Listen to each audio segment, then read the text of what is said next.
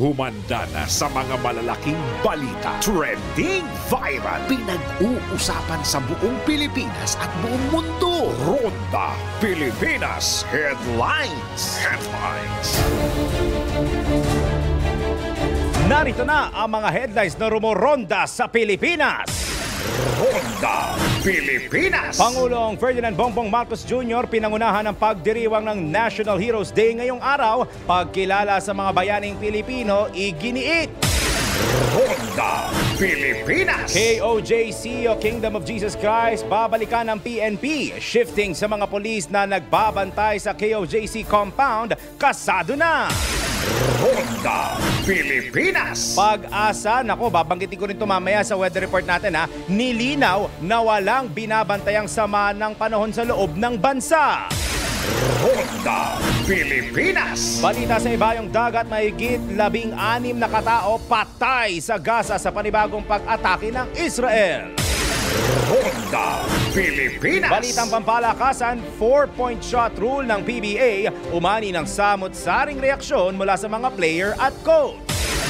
Ronda Pilipinas. Dating balitang showbiz, Sandro Mulak muling napaiyak nang mapanood ang CCTV footage na inilabas ng NBI. Ronda Pilipinas. Pakinggan maigi, ginawang katatawanan ng estudyante mong anak online. Nako, bawal ito. Ronda Pilipinas. At totoo nga bang delikado ang pagse-self-medicate? Sino ba ang mga guilty sa pag may sakit? Iisipin na lang kagad yung go-to medicine nila. Mamaya, let's prove it. Ronda Pilipinas. Ang mga malalaking mga balita, ang mga matitinding mga pinag-uusapan, ang mga maiinit at pinagtatalunang mga issue. Lahat hagip, lahat malalaman. Hindi lang sa buong Metro at Mega Manila. Kasama na ang buong Pilipinas. Hahagupit na ang mga malalaking issue sa Ronda Pilipinas. Live na live sa DWIZ AM Metro at Mega Manila. Naka-live din sa DWIZ News FM Regional Stations. Naka-live din sa Radyo Ronda AM Radio sa Pilipinas. Live ding mapapanood sa Aliw 23 Free TV. At naka-live din sa lahat ng DWIZ Digital News accounts, Facebook, YouTube at DWIZ News website. Ronda Pilipinas. Wala nang mahuhuli sa balita. Wala nang maiiwanang issue na hindi mo alam. Ngayon, updated ka na sa Ronda Pilipinas. Kasama si Dennis Antenor Jr. Ronda Pilipinas. Yun o, rockstar. Rockstar ang umaga natin, di ba? Pambihira. Ngayon po ay araw ng Lunes. Ngayon ay August 26. At sa batas ng ating bansa, sa konstitusyon, ngayon ho ipinagdiriwang sa huling Lunes ng buwan, ipinagdiriwang ang araw ng mga bayani, pambansang araw ng mga bayani on National Heroes Day. Ngayon pala, sa pasimula ng ating programa, ako ay magpapasalamat na. Magpapasalamat na po ako sa lahat ng mga bayani natin na kung hindi dahil sa kanilang pagmamalas nila, ng kanilang kagitingan, ng kanilang walang humpay na pagmamahal sa ating bayan, wala tayo dito ngayon sa ating minamahal na bansa kung hindi dahil sa ating mga bayani. At syempre, bukod pa sa mga bayaning kilala natin, gaya nila Gat Jose Rizal, nila Andres Bonifacio, Emilio Aguinaldo, at marami pang iba, gusto ko lang din pong pasalamatan ang lahat ng mga makabagong bayani sa panahong ito. Dahil sino ba yung tinutukoy mo? Mga bayani na nasa labas ng lansangan, yung mga traffic enforcer natin, yung ating mga uniformed personnel, yung mga firefighter, mga doktor, mga nurse, mga militar na nagbabantay, sinisiguro na okay ang ating kapaligiran, mga kapulisan. Higit sa lahat, syempre, pasalamatin din natin yung ating mga frontliners. Ito, ano daw tawag dito, yung mga frontliners natin, natapos lang yung pandemya, parang nakalimutan na ng karamihan. Pasalamatan din natin mga doktor, mga nurse, mga nagtatrabaho sa opisina, mga nagtatrabaho sa ospital. Maraming salamat. At syempre, hindi ko palalagpasin ang pagkakataon na pasalamatan lahat ng nasa industriya ng pamamahayag, ng media, mga technical engineers natin, mga reporters natin, mga news writers natin, kahit mga DJs ng FM radios natin, mga mamamahayag na nagsusulat sa radyo, sa dyaryo, sa radyo, sa TV, maging sa social media. Hindi nyo man alam pero makukonsideran din silang mga bayani ng panahon na ito dahil kung hindi dahil sa kanila, hindi po ninyo malalaman ang latest, tama at napapanahong balita at impormasyon. Kaya ako dito mismo mula sa DWIZ at Aliw Channel 23, pinasasalamatan ko lahat na nasa likod ng camera. Maraming salamat lalo na kay Ate Hias na ganon ng ganon. Hindi ko alam kung ano ba gusto sabihin. Kung gusto sabihin ata sa akin, tumigil na ako. Tigil na raw ako, kaya ganun ng ganun. Saludo. Saludo po kami sa lahat ng mga bayani noon at mga bayani ngayon at mga magiging bayani sa susunod na henerasyon. Magandang umaga Pilipinas. Kayo po ay nanonood at nakikinig na ng Ronda Pilipinas live and alive dito po sa DWIZ 882 Metro at Mega Manila. Live din po tayo sa DWIZ News FM regional stations. Siyempre sa ating mga kababayan Luzon, Visayas at Mindanao sa RPN Radyo Ronda at sa mga nakasubaybay ngayon live crystal clear sa Aliw Channel 23. Magandang Monday morning po sa inyong lahat, August 26, 2024. Makakasama po ninyo sa isang oras sa balitaan at impormasyon hanggang alas 11 ng umaga. Sa ngalan ni Dennis Santenor Jr., ako po si Daryl Justin. Ronda Pilipinas. Sa detalye ng mga balita, pinangunahan ni Pangulong Ferdinand Bongbong Marcos Jr. ang pagdiriwang ng National Heroes Day ngayong araw na ginaganap sa libingan ng mga bayani sa Taguig City. Ginugunita ang araw ng mga bayani tuwing huling Lunes ng Agosto upang alalahanin ang mga sakripisyo ng mga nagtaguyod ng kalayaan at demokrasya sa Pilipinas. Sabi nga kabayanihan ng Pilipino sa panahon ng pagbabago ang tema ng pagdiriwang ngayong taon. Karaniwan namang nangunguna ang Pangulo sa mga seremonya gaya ng pag-aalay ng bulaklak sa libingan ng mga bayani kung saan nakahimlay ang maraming bayani at sundalo ng bansa. Maliban kay PBBM, dumalo rin sina Defense Chief Gilberto Teodoro at Armed Forces of the Philippines Chief Romeo Browner Jr. sa nasabing pagtitipon. Ronda Pilipinas. Binigyang pagkilala ng Department of National Defense o DND ang di matatawarang dedikasyon at pagmamahal sa bayan ng mga bayaning nagsakripisyo para sa bansa. Ginawa ng ahensya ang pahayag kasabay ng National Heroes Day celebration ngayong araw. Ayon kay Defense Secretary Gilbert Teodoro Jr., nararapat lamang na kilalanin ang mga bayani ng nakalipas at kasalukuyang panahon. Ito, gaya ng sinabi ko kanina, mga bayani ng nakalipas at kasalukuyang panahon dahil sa kanilang patuloy na paglilingkod at pagtatanggol sa bayan. Dapat aniya magsilbing inspirasyon sa lahat ng Pilipino ang kanilang tapang para mapanatili ang kasaganahan at kalayaan ng ating bansa. Ronda Pilipinas. Sa oras na 11 sandali makalipas ang alas 10 ng umaga, tanggap tayo ng report. Automatic na pagkulong sa mga driver na nasasangkot sa aksidente, ipinanukalang ipagbawal. Detalye ng balita mula kay Patrol 19, Sally Ortega Bueno. Hindi dapat automatikong ikukulong ang mga driver na nasasangkot sa aksidente. Ito ay kung may makapagbibigay sila ng inisyal na ebidensya na sumunod sila sa batas trapiko sa oras ng insidente. Ito ang layunin ay sinusulong na panukalang batas ni Senior Deputy Majority Leader J.V. Ejercito. Sa ilalim ng kanyang Senate Bill No. 2798 o ang Defensive Driving Act of 2024, aamyandahan ang Article 124 ng Revised Penal Code. Kapag naging ganap na batas, i-exempt ang mga driver mula sa detention kung makapagbibigay sila ng dashcam footage, CCTV footage o iba pang video o larawan na nagpapatunay na sila'y inosente o sumusunod sa mga batas traffic bago at habang nangyayari ang insidente. Gayet ni Ejercito, mahalaga na matiyak na hindi mapaparusahan ang mga inosenteng driver. Inihalimbawa ng senador ang insidente sa Skyway Stage 3 sa Quezon City kung saan isang lasing na motorcyclist na nasa maling direksyon ng traffic ang bumangga sa paparating na AUB. Bagamat hindi niya kasalanan na detain ang driver ng AUB, makaraang mamatay ang motorcyclist, bagay na ikinagalit ng publiko. Naniniwala si Ejercito na ang mga may malinaw na ebidensya ng pagiging inosente sa aksidente ay dapat na agad palayain. Ito sa Patrol 19, Celly Ortega Bueno para sa impilang metodong lakas sa DWIZ. Nagbabalita ng tama, naglilingkod ng tama.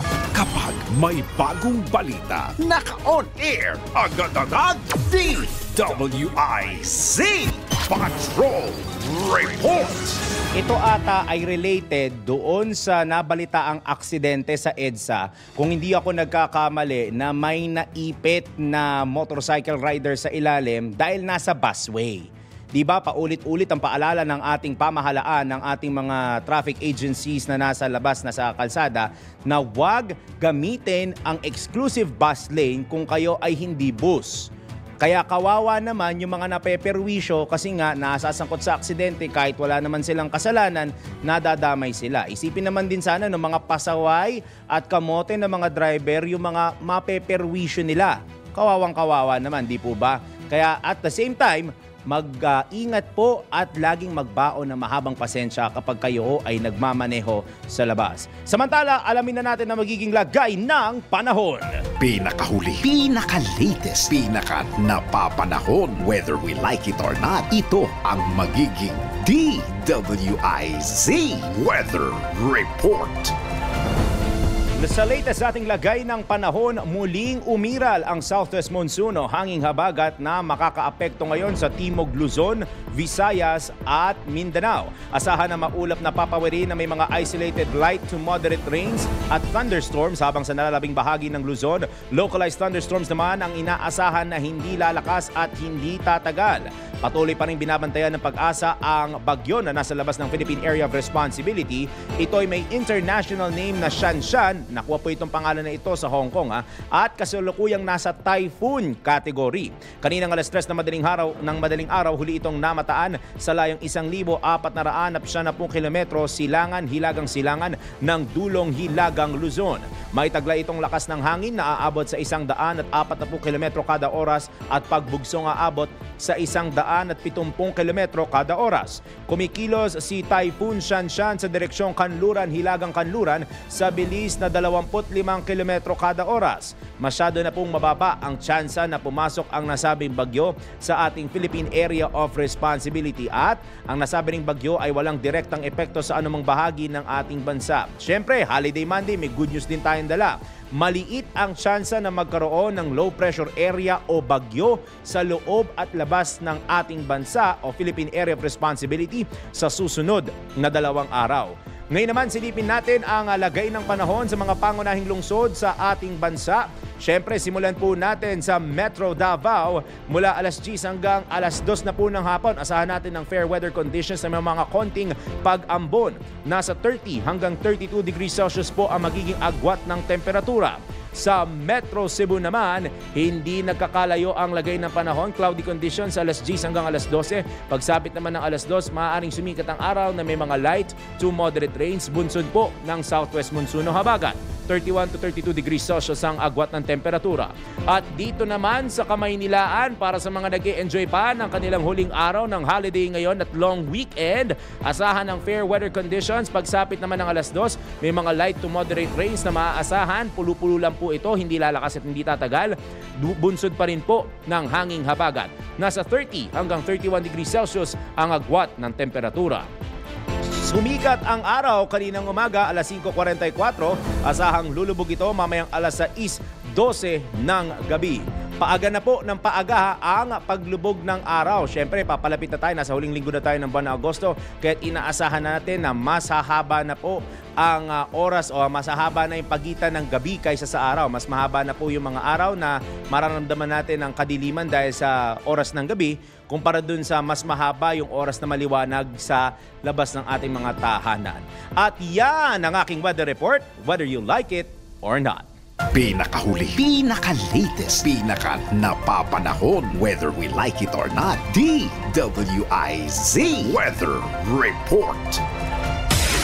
Ronda Pilipinas. Tuloy-tuloy sa balita at impormasyon. Samantala, planong magsampa ng kaso ang Police Regional Office 11 laban sa mga miyembro ng Kingdom of Jesus Christ at sa SMNI News Channel dahil sa pagpapakalat ng fake news. Sinabi ni PRO 11 spokesperson Police Major Catherine De La Rey na maraming fake news ang inilalabas ng nasabing broadcasting company tulad ng umabot na sa 7 ang patay, pero batay sa tala ni KOJC lawyer Attorney Israelito Torion na nasa 1 lamang.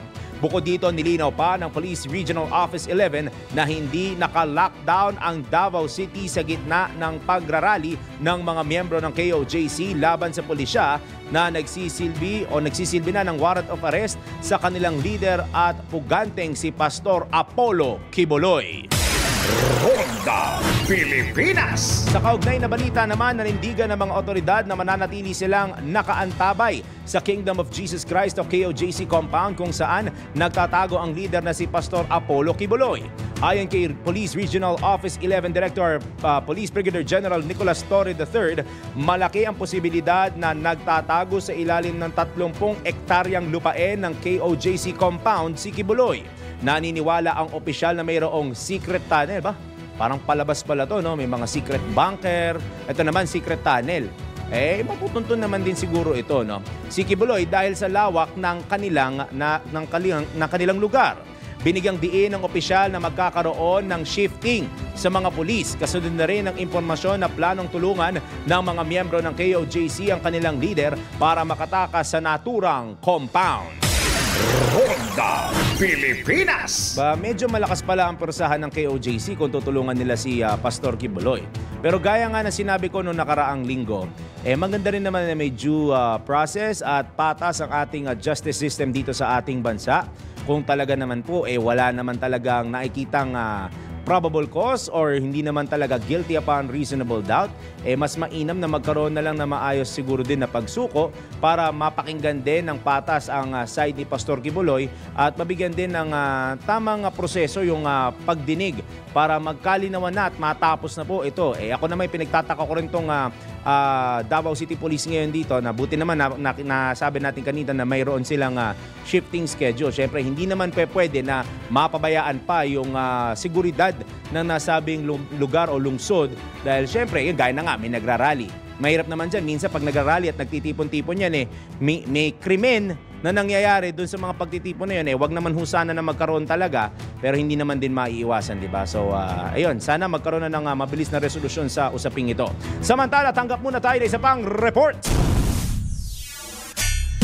Pahayag ng mga kritiko na politically motivated ang nangyayari kay Pastor Kibuloy, sinalag ng Malacanang. Detalye na balita mula kay Patrol 13, Gilbert Perdes. Sinalag ng Malacanang ang naging pahayag ng ilang kritiko na nagsasabing politically motivated ang nangyayari ngayon kay Kingdom of Jesus Christ founder Apollo Kibuloy. Sa ambos interview sa libingan ng mga bayani kanina, sinabi ni Executive Secretary Lucas Bersamin na may proseso ang batas at kailangan itong sundin ng pamahalaan. Si Kibuloy ay may warrant of arrest sa kasong human trafficking at sex trafficking at may ilang buwan na rin pinaghahanap ng mga otoridad.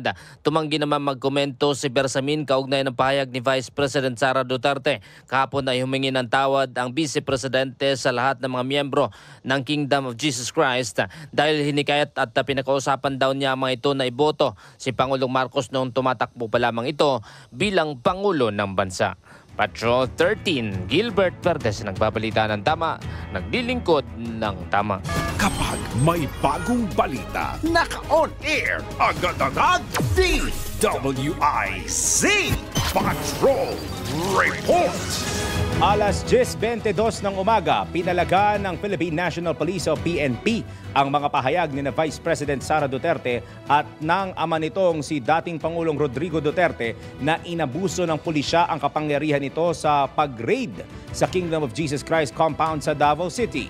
Sinabi ni PNP spokesperson Colonel Jean Fajardo na naging maayos at sinunod nila ang legal protocol at ang kanilang police operational procedure sa pagsisilbi ng warrant of arrest kay KOJC Pastor Apollo Kibuloy. Subalit, tumaas aniya ang tensyon sa pagitan ng mga polis at mga miyembro ng KOJC nang magsagawa ito ng rally.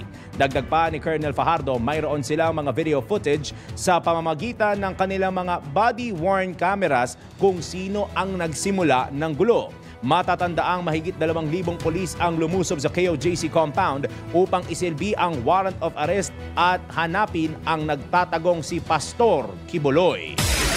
Ronda Pilipinas.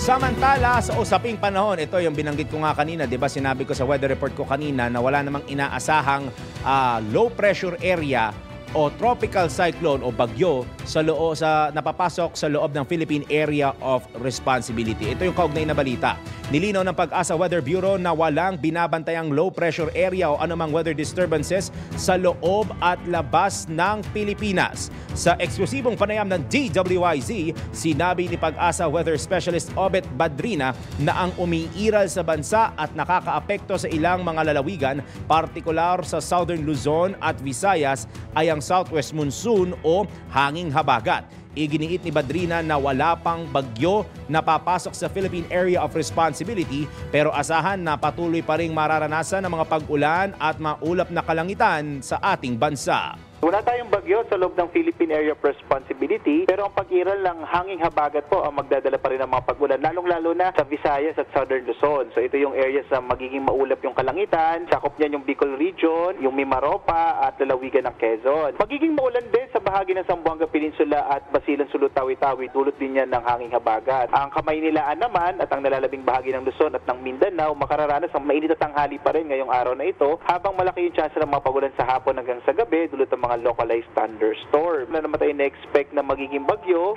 or magiging low pressure area na maaring magdala ng mga pag-ulan sa malaking bahagi ng ating bansa. Wala rin po tayo nakataas sa gale warning, kaya sa mga kababayan natin na maglalayag sa ating mga karagatan, ligtas sa mga pumalaot, ang mga sakyang pandagat at maliliit na mga bangka sa mga baybayin ng ating bansa. At yan po ang tinig ni Pag-asa Weather Specialist Obet Badrina sa panayam ng DWIZ. Ronda Pilipinas. Samantala, sa oras na 25 sandali makalipas ang alas 10 ng umaga, totoo nga bang delikado ang pagse-self-medicate? Ako minsan guilty naman ako dito na pagka konting sakit ng ulo, konting masakit ng kasukasuan, konting sinat lang, nagsi-self-medicate na ako. Pero totoo nga bang delikado ito? Tara, let's prove it! Bago maniwala sa mga claim-claim na yan, patunayan na yan sa Let's Prove It! Madalas ka bang mag-google ng gamot kapag meron kang sakit? Ayon sa gatewaymedication.org na ang pagsi-self-medication ay delikado at nakakapagdulot ito ng several complications at poor health dahil sa maling pag-diagnose at pag-inom ng maling gamot. Dagdag pa sa verywellmind.com na ang over-the-counter medicine na walang prescription ng doktor ay malinaw na self-medication gaya ng gamot sa headache at ang madalas bilhin ng karamihan na antihistamine. Ipinaliwanag din dito na bagamat nakakatulong ang internet sa health information access, hindi ito indikasyon na tama ang dosage at gamot na bibilhin mo. Gayon din naman, maaari ka ring mapahamak sapagkat maaring ang gamot na nakita mo sa internet ay makakapag-trigger ng iyong allergy o makakapagbigay pa ng complications sa iyo. Kaya payo ng mga doktor kung may sakit na nararamdaman, huwag magdadalawang isip magtanong ha at mainam na magpa-check up sa doktor para maibigay ang tamang gamot o treatment para sa iyo. Ronda Pilipinas. Sa mga nahihirapang mag-isip ng ihahanda sa paparating yung mga celebration, siguradong mabubusog ang inyong loved ones sa Kumeya. Mapa anniversary, birthdays o simple mga merienda, tiyak mabubusog ang buong pamilya sa Kumeya Bihon, Kumeya Palabok at Kumeya Sotanghon. Lahat ng selebrasyon ay sasaya basta't busog ang buong pamilya. Ibig kong sabihin, Kumeya 3Q Bihon. Ay naku, masarap talaga. Ronda Pilipinas. Bago tayo magpunta sa hanap buhay natin, syempre gusto ko lang din pasalamatan lahat ng mga kababayan natin na modern day heroes na nasa iba't ibang panig ng bansa, mga OFW. Hindi natin makakalimutan yan. Kaya in general, kung meron man po tayo nakalimutan, lahat ng modern day heroes, kahit yung mga pumapasok sa araw ng holiday, modern day heroes po yan. Kaya maraming salamat po sa lahat ng nagsasakripisyo nating mga kababayan sa iba't ibang panig ng daigdig at sa mga kababayan natin na kahit na araw ng pahinga, patuloy ang pagkayod para maging maunlad at maayos po tayong lahat. Magbabalik po ang Ronda Pilipinas, samantala ang ating oras, meron na po... Nalimutan ko yung turotot. Meron na po tayong 28 minuto na makalipas ang alas 10 ng morning. Ronda Pilipinas. Nagpapatuloy ang makabalitang impormasyon sa Ronda Pilipinas. Kasama niyo po hanggang alas 11 ng umaga ngayong araw ng National Heroes Day, Monday. Ako po si Daryl Justin. Samantala, tanggap muli tayo ng report. TESDA hinimok na palakasin ang paghahanda ng senior high school graduates para agad makapasok sa trabaho. Detalye ng balita mula kay Patrol 19, Celi Ortega Bueno. Hinikayat ni Senator Win Gatchalian ang Technical Education and Skills Development Authority o TESDA na paigtingin ang mga hakbang upang mapataas ang kahandaan sa trabaho ng mga senior high school graduates. Ito ang naging panawagan ni Gatchalian matapos tanggapin ang Special Kabalikat Award bilang pagkilala sa kanyang advocacy na patatagin ang technical and vocational education and training sa bansa. Matatanda ipinanukala ni Gatchalian ang pagpondo at pagpapatupad sa Free National Certification Assessment Program ng TESDA sa ilalim ng 2024 National Budget. May 438 million na nakalaan sa ilalim ng TESDA para sa pagsasagawa ng mga libreng competency assessment at pag-issue ng mga national certification sa mga mag-aaral ng senior high school sa ilalim ng Technical Vocational Livelihood Track. Inaasahang 420,767 ang mga mag-aaral sa senior high school sa ilalim ng Technical Vocational Livelihood Track ang makikinabang sa naturang pondo. Nagpanukala rin si Gatchalian ng 50 milyong pisong pondo sa ilalim ng 2024 National Budget upang madagdagan ang mga asesor ng TESDA. Tiyakin nito na may sapat na kakayahan ng ahensya upang ipatupad ang programa. Dahil libre ang assessment at certification, hindi na magbabayad ang mga mag-aaral para sa assessment na umaabot sa humigit kumulang 1,000 piso kada mag-aaral. Umaasa si Gatchalian na makatutulong ang programa na itaas ang certification rate ng mga mag-aaral sa senior high school technical vocational livelihood upang tumaas ang tsansa nila makakuha ng magandang trabaho. Ito sa Patrol 19, Celi Ortega Bueno para sa impilang metodong lakas sa DWIZ. Nagbabalita ng tama, naglilingkod ng tama. Ronda Pilipinas. I think maganda rin sabihin sa TESDA na bukod sa hinihimok sila na palakasin yung kapasidad ng ating mga senior high school graduates, hindi lang dapat palakasin. I think it's now time na parang i-double up, medyo bilisan din ng konti para mas nakakaayon tayo sa mga panahon ngayon at hindi na pag-iwanan ng ating bansa. Samantala, tanggap pa tayo ng isa pang report. Mga dumarating na mga pasahero sa ilang bus terminal sa Sampaloc, Maynila. Ayan, nagsisimula ng dumagsa dahil araw na ng pasukan ulit bukas. Yung iba nga malamang nasa mga opisina na nila ngayong araw. Detalye na balita mula kay Patrol number 5, Aya Yupanco. Dumagsa na mula kaninang madaling araw ang mga pasahero na nagmula sa mga lalawigan sa ilang mga bus terminal dito sa Sampaloc, Maynila. Mga bakasyonista mula sa Northern Luzon at Ilocos region ang mga dumating sa Florida Bus Station na nasa Ernso Street, malapit sa Espanya Boulevard, na bahagyang nagdulot ng pagbagal ng mga sakyan sa lugar. Mamayang hapon pa naman sinasabing daragsa ang mga pabalik na mga pasahero ng Victory Liner sa may Figueras Street na mula sa Region 3 at CAR. Samantala, may mga nagbalik na rin sa Maynila na mga pasahero sa mga terminal o sa terminal nitong Raymond Transportation kaninang madaling araw at ngayong umaga na mula Bicol at Quezon. Ito yung Patrol number 5. Ayaw yung pangkapara sa implemento ng lakas. DWIZ.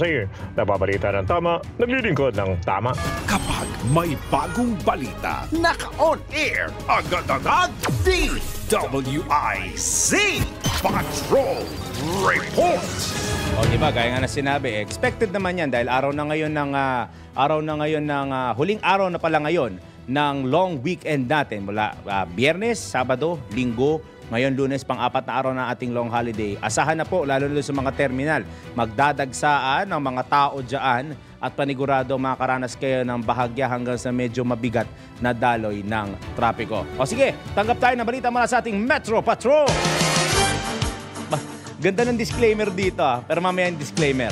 Regular fogging, declogging operation sakbang ng Caloocan LGU sa mga residente laban sa dengue. Alamin natin ang detalye ng balita yan mula kay Beth Samson. Beth, good morning! Good morning, Sir Daryl. Pamamagitan ng City Environmental Management Department at ng Public Safety and Traffic Management Department, regular na magsasagawa ang lokal na pamahalang Caloocan ng fogging at declogging operations sa mga barangays upang maiwasan ang posibleng dengue outbreak sa lungsod. Inatasan ni City Mayor Dale Gonzalo Alo malapitan ng CEMD at ang PSTMD na maghanda ng anti-mosquito measures, lalo na sa mga malapit sa mga sapa at mga estero. Pinalalahanan din ni Mayor Along ang mga residente na panatiliin ang kalinisan sa kapaligiran at iwasang makagat ng lamok ang mga bata dahil mas apektado ng dengue ang mga bata, kaya mag-ingat sa pamamagitan ng mga mosquito repellent, pagsusuot ng damit na may mahabang manggas at pag-iwas sa mga masusukal at maduduming lugar. Ako, si Metro Patrol Beth Samson para sa Himpilan Ate Beth, Ate Beth. Yes, sir. Yes, sir, Daryl. Kamusta naman ang morning mo? Ay, maganda kasi medyo bumubuhos ng konti ang ambon. Bumubuhos ang ambon dyan niya. Nasa Caloocan ka ba ngayon? I was at Valenzuela last night and ngayon nasa Valenzuela pa lang ako, Sir Daryl. Valenzuela, so medyo maambon-ambon dyan. Medyo maganda ang klima, maganda. Okay, maganda ang klima. Ako ay magpapasalamat na rin sa iyo sa iyong pagbabalita ngayong araw ng holiday at ikay mag-iingat at salamat sa pag-add. Yeah, same here, Sir Daryl. Napakahusay mo pala. Galing mo. Ay, salamat po. Pero yung mga pa-report uli. Sige, pagka meron pa, magre-reporting kita sa susunod. Pero sa ngayon naman, hindi naman ganun kataas ang kaso ng mga dengue sa Caloocan, no? Hindi naman ganun kataas. Okay, so mainam lang at least sa Caloocan may mga regular declogging tsaka mga fogging operations para nga naman mahirap na marami din naman mga bata na naglalaro sa kanilang mga tahanan, sa labas ng kanilang mga tahanan rather, at syempre mahirap naman kung madadapuan pa sila ng lamok, perwisyo lalo na sa mga magulang. Tama? Actually, sa lahat ng ilang Cabanabas ay nagpiprevent naman kagad ang mga LGUs against ito nga sa dengue kasi delikado na kamamatay ng sakit din po yan, Sir Daryl. Okay, sige. Ate Beth, thank you so much. Back to you and thank you. Maraming salamat. Yun po si Beth Samson. Ronda Pilipinas. Sige, tanggap pa tayo ng isa pang report. Anti-Flooding Mitigation Master Plan. Ito ba? May master plan na ng PAMP. Hiniling na ipakita ng DPWH 3 sa grupo ng mga negosyante at investors. Tanggapin natin ang report mula kay Kuya Johnny Gole. Kuya Johnny, good morning! Yes, good morning. Umapilan nga itong grupo ng mga negosyante at investors dito sa Pampanga sa DPWH Region 3 na magpresenta ng Flood Control Master Plan para sa buong lalawigan ng Pampanga sa pamamagitan ng isang liham na nitong Pampanga Chamber of Commerce and Industries sa pamamagitan nitong kanilang past president at board of director Rene Romero dito kay DPWH Regional Director Roseler Tolentino. Hiniling nila na ipakita na ng ahensya kanilang flood mitigation master plan sa kabuuan ng Pampanga bilang basihan nitong grupo ng mga negosyante at mga mamumuhunan sa ilalagas nilang negosyo, hindi lamang dito sa Ciudad San Fernando, ang kabisira na lalawigan ng Pampanga, kundi maging sa iba pang mga bayan sa Pampanga. Anila ay mahalaga sa kanila para matukoy nila itong mga lugar na flood prone area saka upang mabasihan din ng mga investors kung anong klaseng negosyo at saan sila dapat magtayo ng kanilang mga puhunan. Nitong nakalipas na linggo, nakipagpulong na ito si DPWH Region 3 Assistant Director Melquiades sa Santo Domingo dito kay San Fernando City Mayor Vilma Caluaga, kasama ito City Council at City Engineering Department. Naging paksa ang plano nga ng ahensya sa problema ng baha dito sa siyudad na labis umanong nakakaapekto na sa kalakalan na taon-taon. Ayon kina Mayor Caluaga at Romero, hindi dapat master plan na lamang para sa siyudad San Fernando, kundi kailangan ng buong lalawigan kung sakali man masunod at magawa na ng DPWH itong nasabing pinakitang flood control and mitigation master plan ay hindi rin ito epektibo ayon sa dalawang opisyal kung hindi magagawa itong mga labasan ng tubig baha patungo sa Pampanga River na dadaanan din muna nito yung mga karatig bayan. Mungkahin nila sa flooding mitigation master plan ng buong Pampanga at hindi lamang para sa siyudad San Fernando. Magsasayang lamang nila ng salapi ng bayan na saka hindi rin na makakatulong itong anti-flooding infrastructure projects ng DPWH kontra baha sa siyudad kapag hindi maayos ang lahat ng mga daluyan ng tubig ulan palabas na sa Pampanga River patungong Manila Bay. Mula dito sa Gitna Luzon, ito si Central Luzon Patrol, Johnny Gole para sa Intilam ito Dulakas DWIC nagbabalita na tama, naglilingkod ng tama. Ronda Pilipinas. Sige, tuloy-tuloy tayo dito naman sa Ronda Probinsya. Nagdiriwang ng Charter Month ang lungsod ng Iloilo kasunod ng pag-host ng kauna-unahang Calle Real Night Market. Bakit na ba nangyari to? Sige, alamin natin ang detalye na balita mula sa 89.5 DWIZ NOS FM Iloilo, Western Visayas, Richard Cordero Bertuso. Ang makasaysayang Calle Real Street sa lungsod ng Iloilo ay nabuhay sa kauna-unahang night market nito na nagsimula noong Agosto 16 at nagpatuloy mula Agosto 23 hanggang Agosto 25 sa Sunburst Park. Ang kaganapan ay bahagi ng pagdiriwang ng Charter Month ng lungsod na nag-aalok ng makulay na halo ng pagkain, sining at libangan. Binigyan din ni dating konsyal Jose Efrain J. Triñas III ang kahalagahan ng kaganapan sa pagdiriwang ng Charter Month ng Iloilo City, kung saan ang mga Ilonggo ay maaaring magsama-sama at tamasahin ang pinakamahusay sa kung ano ang inaalok ng ating minamahal na lungsod. Itinampok sa opening program ang mga pagtatanghalang tribu panay, ang Grand Champion ng Aliwan Fiesta 2024 at ang Dinagang Tribe Competition 2024 winner. Itinampok ni Executive Assistant for Special Projects Lini Ledesma ang night market bilang isang nakakainganyong karanasan na naayon sa pagkilala ng Iloilo City bilang UNESCO Creative City of Gastronomy. Inilarawan ni Ledesma ang kaganapan bilang isang selebrasyon ng pagkain, pananampalataya, pamilya, pagdiriwang, pasyon, saya at mga kaibigan. Inihayag din ni Petri Manias ng Rotary Club of La Paz ang paglulunsad ng Dinagang Halapira Iloilo Marathon 2025 ni Mayor Jerry P. Triñas. Mula dito sa DWIZ NOS FM 89.5 Western Visayas, Richard Cordero Bertuso, nagbabalita ng tama, naglilingkod ng tama. Ronda Pilipinas. Salamat sa mga kasama natin sa labas ng himpilan. Samantala, ginawang katatawanan ang estudyante mong anak online. Naku po, di ba alam ko may mga nilalabas ng polisiya ang DepEd tungkol sa bullying? Eh sana matigil na to. Sige, alamin ang NBI report mula kay Angelo Baino. Alamin kung bawal o hindi. Dahil kung di mo alam to, kaso ang kakaharapin mo sa NBI. Nako, bawal ito.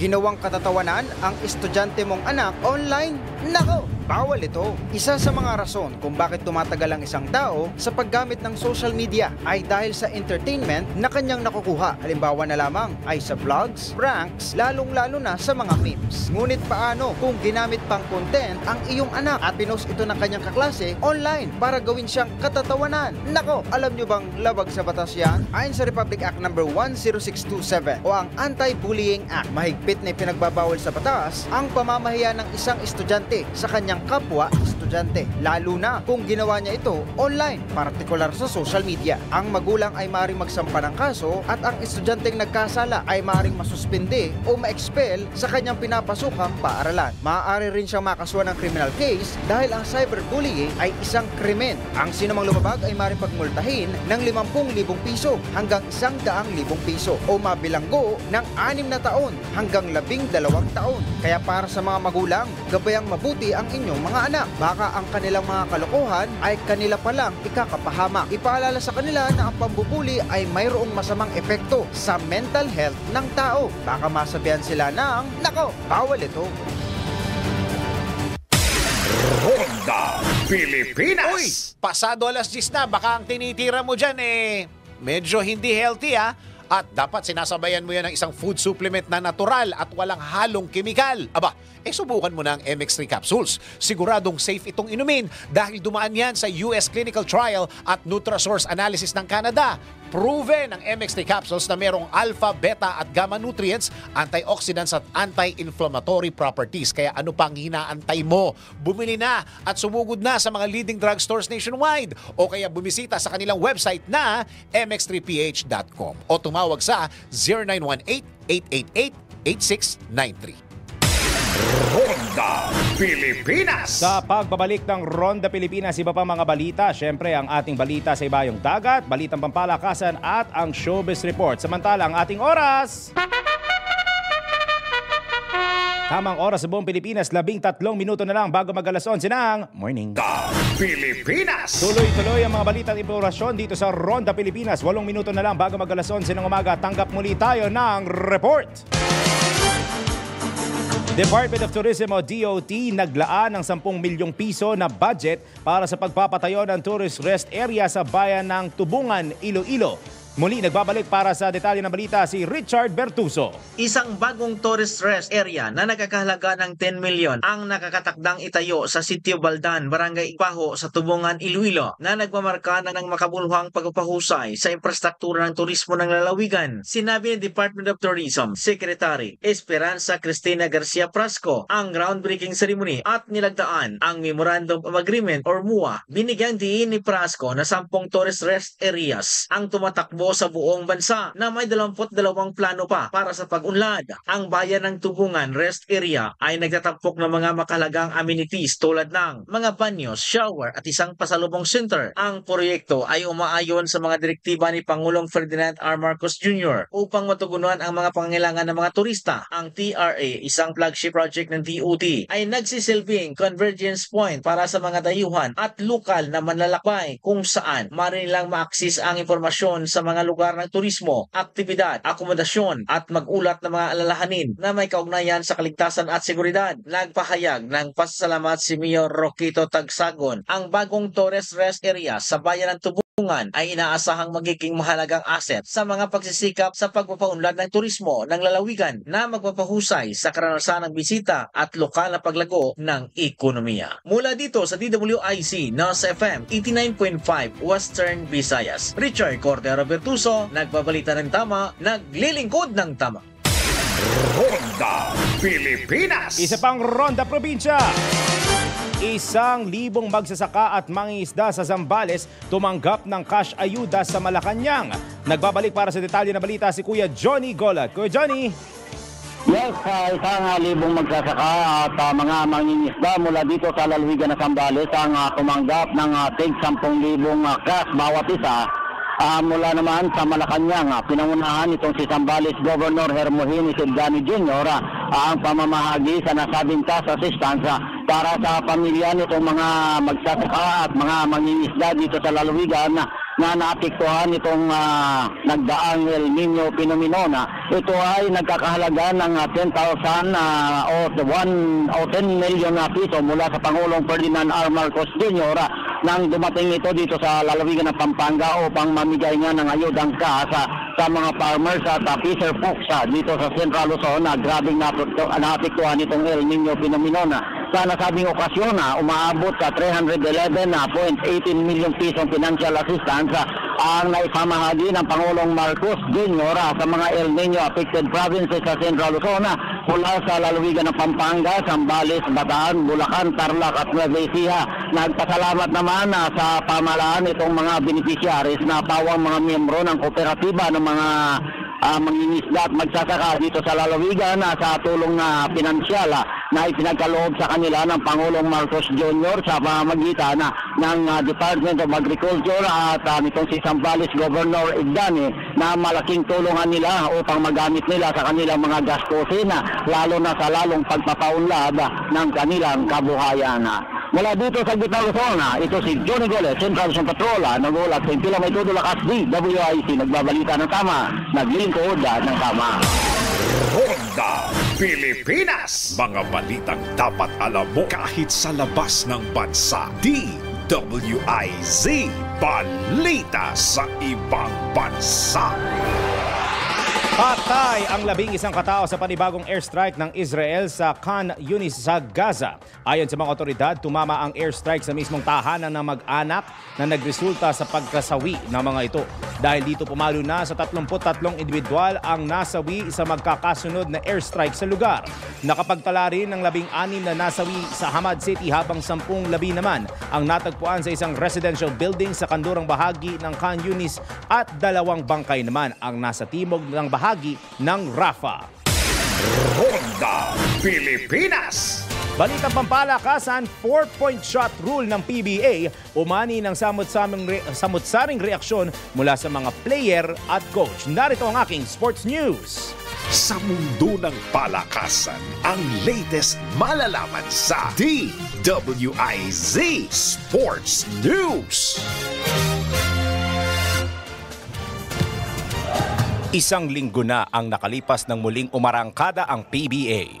Mula pa noong off-season hanggang sa kasalukuyan, usap-usapan pa rin ang bagong 4-point shot rule ng nasabing liga na sinimulang ipatupad noong isang linggo. Bagamat may ilang players na ang gumamit sa naturang linya para makakuha ng mas malaking puntos, halong positive at negative na reaksyon pa rin ang natatanggap ng liga mula sa mga manlalaro at coach. Para sa mga players gaya ni na Chris Banchero na unang nakagawa ng opisyal na 4-point shot sa liga, Scottie Hopson at CJ Perez, isang welcome addition ito para sa ikagaganda ng liga.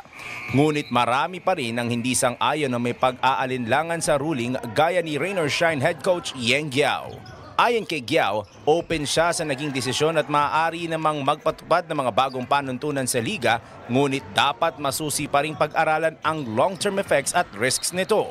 Si Glenn Robinson III naman ay isa sa mga hindi pabor sa nasabing rule, pero ani niya, isa itong cool addition sa PBA. At yan ang Sports News. Ako si Daryl Justin, nagbabalita ng tama, naglilingkod ng tama. Ronda Pilipinas. Ito na ang latest, bagong-bago, fresh na fresh. DWIZ Showbiz News. Sandro Mulak muling napaiyak nang mapanood ang CCTV footage na inilabas ng National Bureau of Investigation o NBI. Narito ang iSpotted report ni Anton.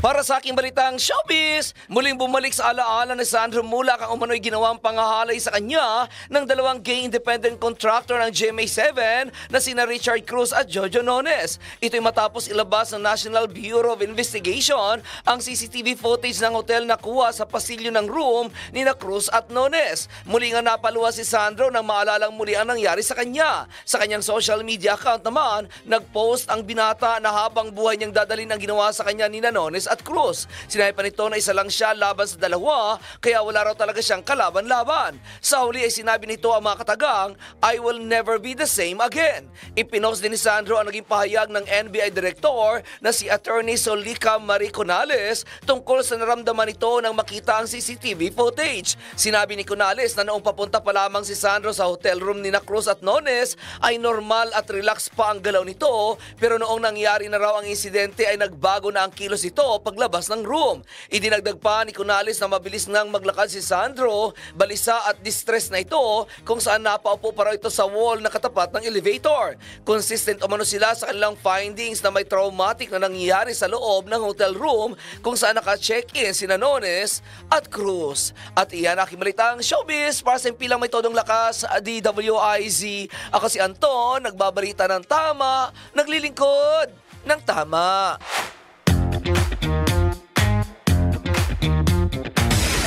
Ronda Pilipinas. At bago tayo pansamantala magpaalam, patama quote muna tayo ngayong umaga.